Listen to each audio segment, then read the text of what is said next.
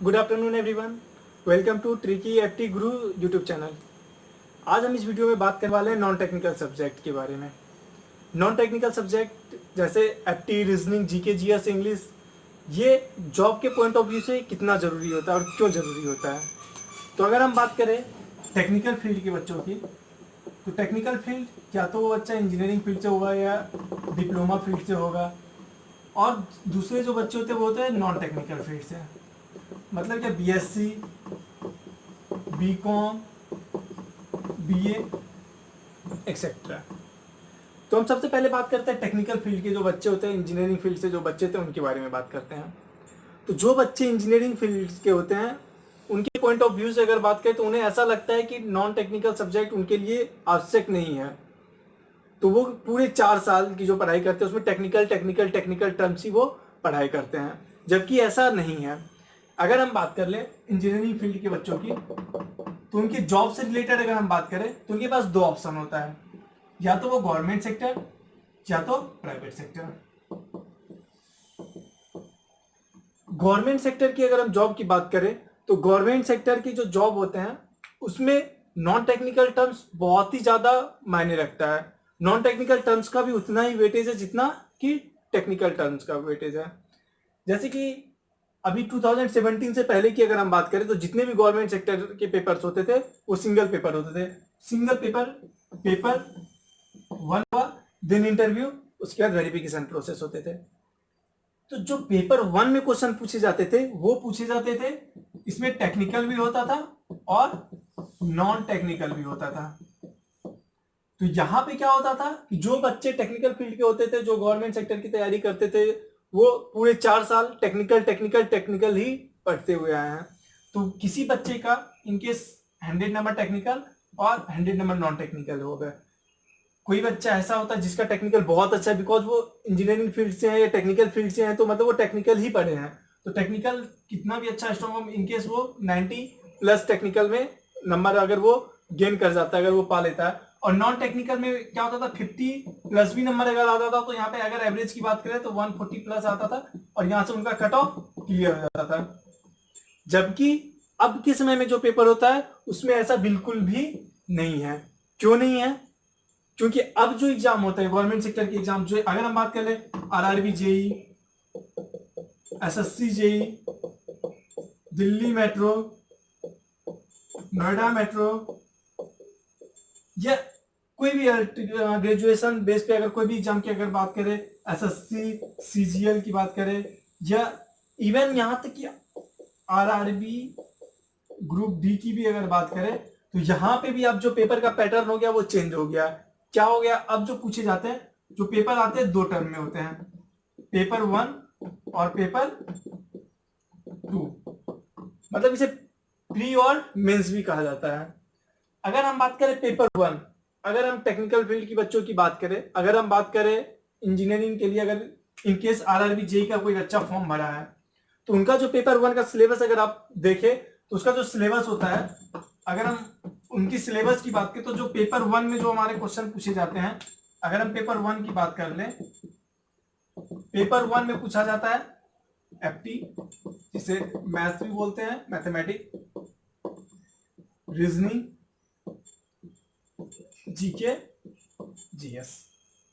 अब आप यहाँ पे ध्यान से देख सकते हैं, यहाँ पे कहीं भी टेक्निकल टर्म्स यूज नहीं हुआ है। अगर हम आरआरबी जेई की बात करें तो यहाँ पे जो पेपर 1 है वो हमारा FT, reasoning, GK, GS, only non technical subject. हमारा टेक्निकल कितना भी अच्छा हो, हमारे पास कैपेसिटी हो टेक्निकल में हम 99 नंबर लाने का, 95 प्लस नंबर लाने का, बट यहाँ कोई फायदा नहीं है। क्यों नहीं फायदा?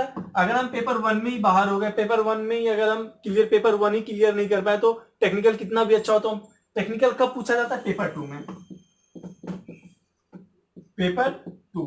पेपर 2 में भी जो पूछा जाता है, यहां पे भी जीके, जीएस, रीजनिंग,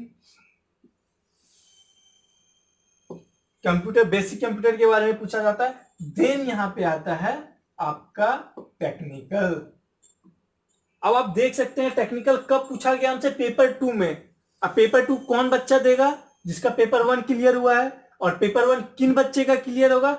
जिसका एफटी, रीजनिंग, जीके, जीएस पे कमांड हो, मतलब अगर हम इनकी सीधी सीधी बात करें तो नॉन टेक्निकल सब्जेक्ट पे कमांड होना बहुत ही आवश्यक है।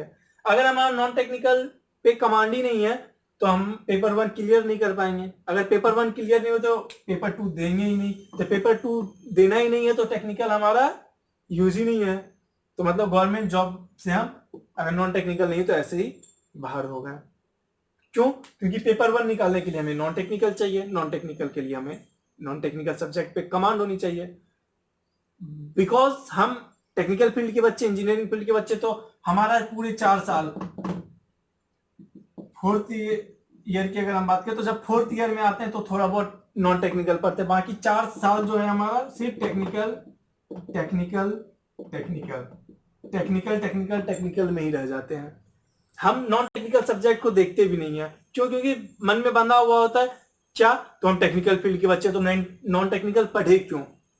अब यहां से क्लियर हुआ होगा नॉन टेक्निकल क्यों पढ़ना जरूरी है। हम कोई पेपर की बात करें, दिल्ली मेट्रो की भी बात करें, नोएडा मेट्रो की बात करें, एसएससी जेईई की बात करें, हर एक जॉब के लिए जो पेपर 1 होता है, पेपर 1 में हमारा क्लियर है कि नॉन टेक्निकल टर्म्स पूछा जाएगा। तो हमारा नॉन टेक्निकल पे भी कमांड उतना ही ज्यादा जरूरी है रखना जितना कि टेक्निकल टर्म पे। अब हम बात कर ले प्राइवेट सेक्टर। बहुत सारे बच्चे ऐसे होते हैं जो कि पहले से माइंड सेटअप करके आते हैं। जब वो इंजीनियरिंग में आते हैं, इंजीनियरिंग करने आते हैं, तो उनका माइंड सेटअप होता है। क्या माइंड सेट होता है? माइंड सेट ये होता है कि हम प्राइवेट सेक्टर में अच्छी कंपनी में जॉब करेंगे। कुछ बच्चे ऐसे होते हैं जो पीएसयू की तैयारी करते हैं। अब एक बात बताइए, अगर हम प्राइवेट सेक्टर की बात करें तो प्राइवेट सेक्टर में अगर अच्छी कंपनी की बात करें, आईबीएम की बात कर लें, टीसीएस की बात कर लें, विप्रो की बात कर लें, टेक महिंद्रा की बात कर लें, बहुत सारी कंपनीज हैं। आप किन्हीं कंपनी का अब जो सिलेक्शन प्रोसेस है उसके बारे में पता कीजिएगा। सिलेक्शन प्रोसेस होता है, सबसे पहले कोई भी कंपनी है तो सबसे पहले वो रिटन टेस्ट लेता है। क्यों?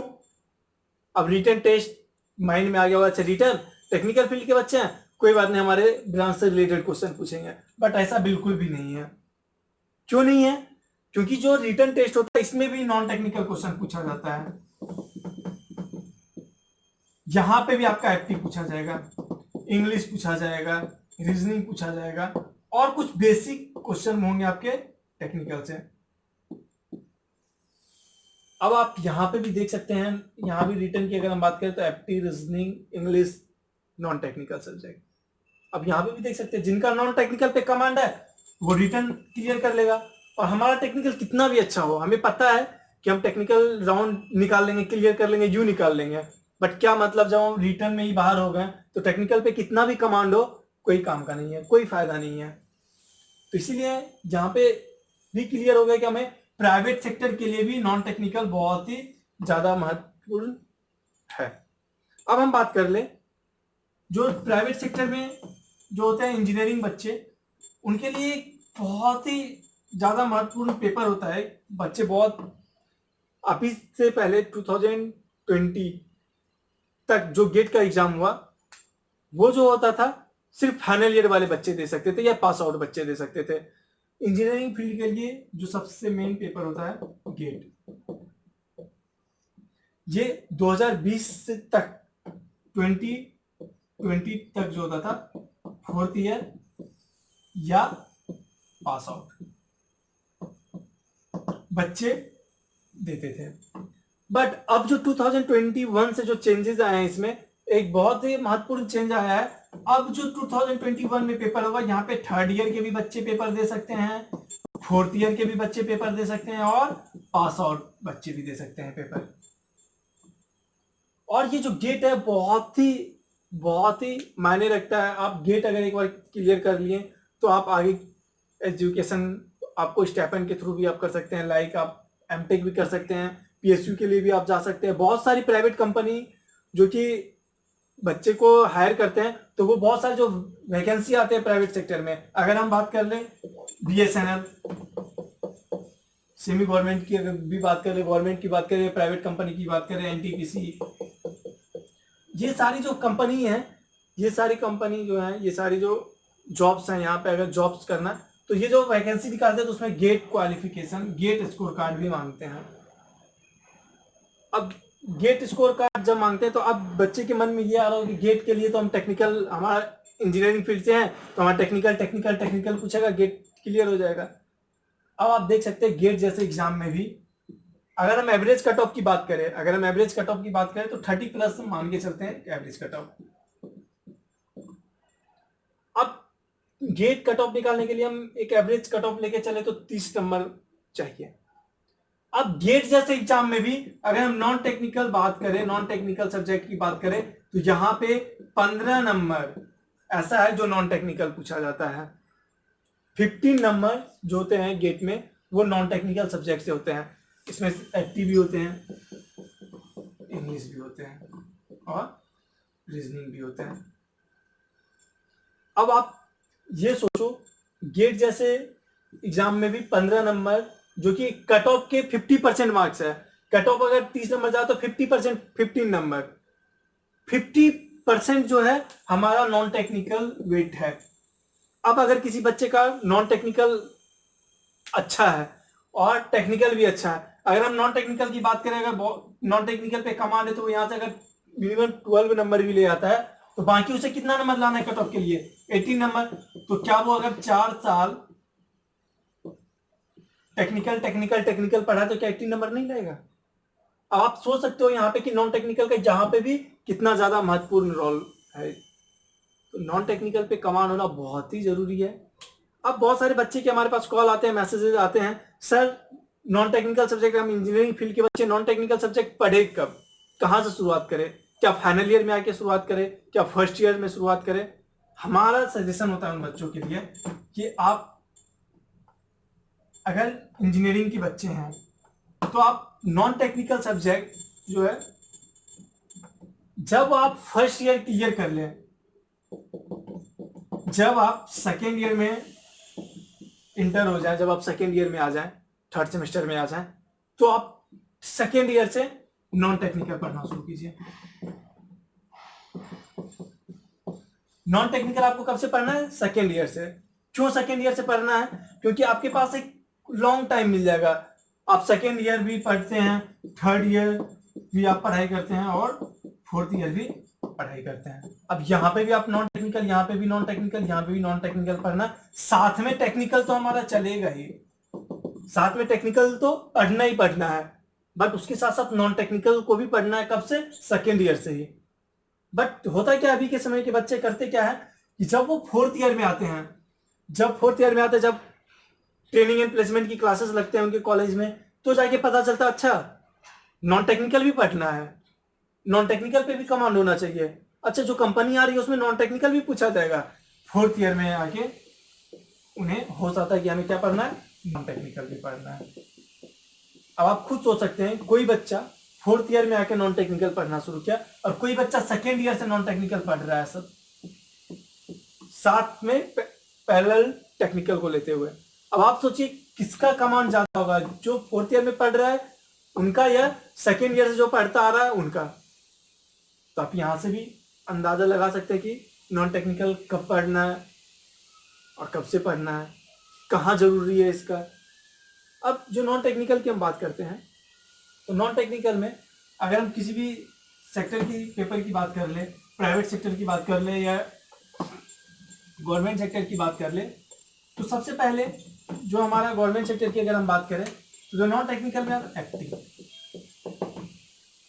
रीजनिंग, जीके जीएस, इंग्लिश और थोड़ा बहुत कंप्यूटर के बारे में, बेसिक कंप्यूटर के बारे में भी पूछा जाता है। अब आप जो नॉन टेक्निकल सब्जेक्ट उसे पढ़े किस तरह से, कैसे शुरुआत करें पढ़ने का? क्या मैं बुक्स ओपन करके बुक से पढ़ना शुरू कर दे? तो जब आप बुक से पढ़ाई शुरू करते हैं तो आपको लगता है अच्छा सारा क्वेश्चन तो बन जाएगा, इजी है, बट ऐसा नहीं है। आप एक एक करके एक टॉपिक को सेलेक्ट करें और पढ़ना शुरू करें। जैसे अगर हम एप्टीट्यूड की बात करें, जिसे एप्टीट्यूड बोलते हैं, तो एप्टीट्यूड में बहुत सारे यूनिट्स हैं। अगर हम बात करें इसमें नंबर सिस्टम भी है, एलसीएम एचसीएफ है, परसेंटेज है, प्रॉफिट एंड लॉस है। इसमें बहुत सारे ऐसे टाइम एंड डिस्टेंस है, टाइम एंड वर्क है, बहुत सारे टॉपिक है। अब हम पढ़ना है, एक एक टॉपिक को उठाना है, एक एक टॉपिक से शुरुआत करना है और उसके बारे में डीपली पढ़ना है। और टी में ट्रिक का मानना है, इसमें जो भी है ट्रिक पे बेस है क्वेश्चन। ट्रिक अगर आपके पास पता हो तो जो क्वेश्चन कोई बंदा 5 से 7 मिनट में सॉल्व कर रहा है, तो आपको अगर ट्रिक पता है तो आप विदिन 30 सेकेंड में सॉल्व कर सकते हैं। तो हम आगे की क्लास में, आगे के वीडियोस में एक एक करके हम एप्टीट्यूड से शुरू करेंगे, एक एक टॉपिक को उठाएंगे, एक एक टॉपिक के एक एक पॉइंट पे बात करेंगे और हम हर एक क्वेश्चन के, हर एक टाइप के क्वेश्चन को सॉल्व करेंगे और एक दो तरीके से सॉल्व करेंगे। एक जनरल प्रोसेस भी देखेंगे और उसका ट्रिक से कैसे हम सॉल्व कर सकते हैं। दोनों प्रोसेस से हम क्वेश्चन को सॉल्व करेंगे। तो नेक्स्ट वीडियो में एप्टीट्यूड के साथ आता हूं। अगर आपको ये वीडियो पसंद आए तो प्लीज लाइक करें और सब्सक्राइब करें और शेयर जरूर करें। Thank you so much.